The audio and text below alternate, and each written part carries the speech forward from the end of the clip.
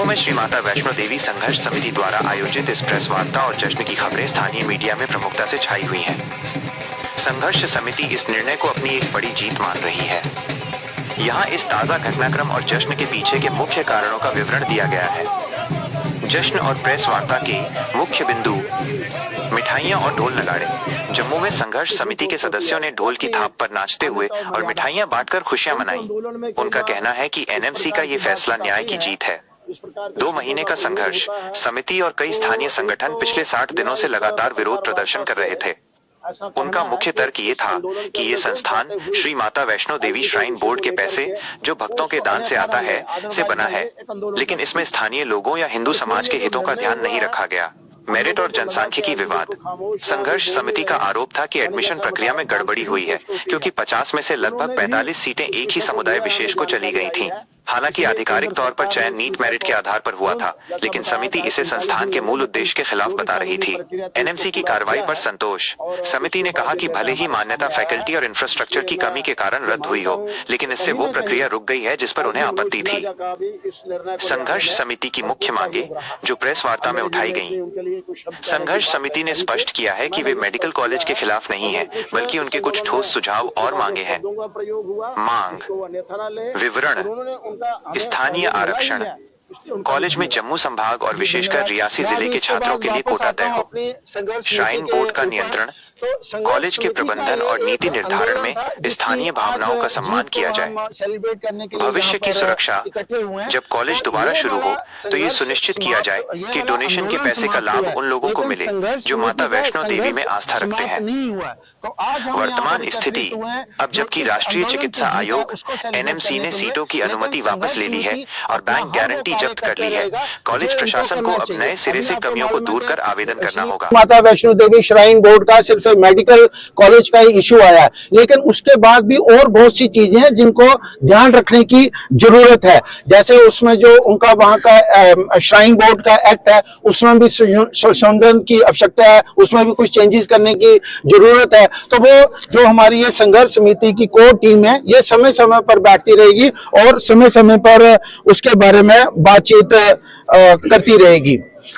और अभी आपके माध्यम से मेरा एलजी साहब को एक ही निवेदन है कि वो श्राइन बोर्ड को ऐसे निर्देश दें कि श्राइन बोर्ड हमारी जो संस्कार हैं, जो संस्कृति है और जो धार्मिक जागरण के विषय हैं, उसको श्राइन बोर्ड एक्टिव तरीके से करे और इसमें हमारी जो संघर्ष समिति है उनका पूरा सहयोग भी करेगी और इसको पूरा मॉनिटर भी करेगी। क्योंकि अगर हम यहाँ पर आए हैं, हमारे ऊपर भी एक हमारे हिंदू धर्म को मानने वाले, सनातन धर्म के मानने वाले लोगों ने एक जिम्मेवारी दी है, तो उस हम जिम्मेवारी से कभी भी पीछे नहीं हटेंगे। हम उन चीजों का पूरा ध्यान रखेंगे।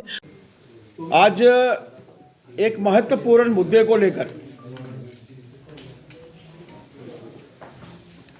पिछले कई दिनों से हम लोग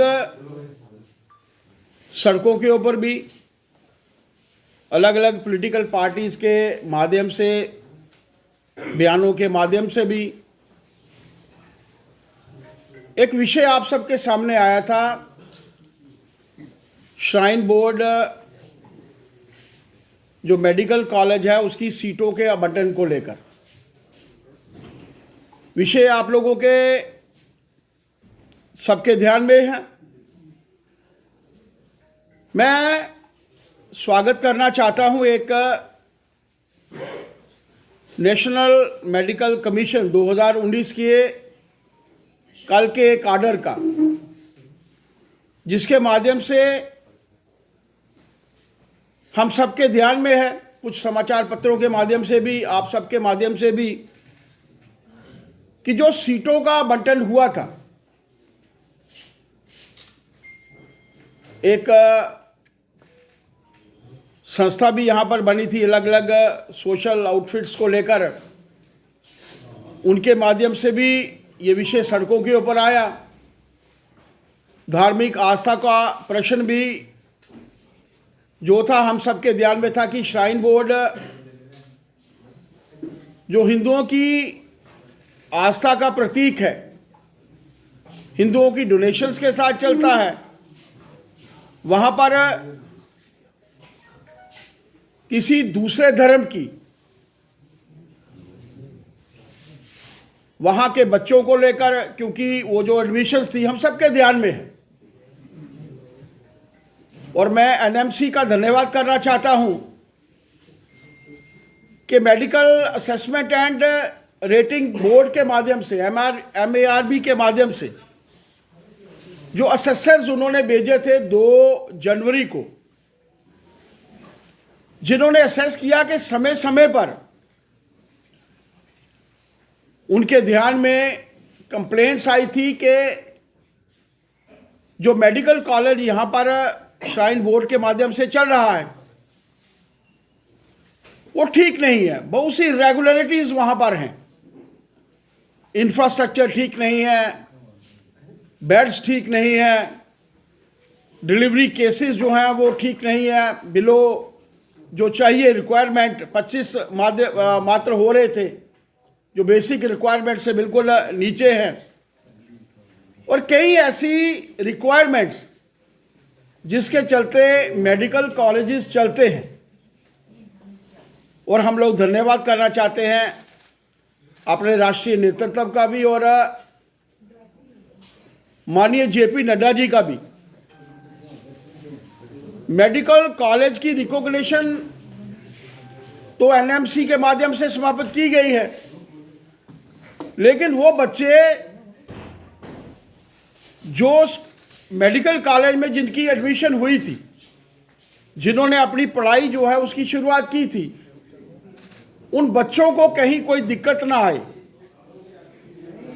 उसके लिए जम्मू कश्मीर UT में ही अलग अलग मेडिकल कॉलेजेस में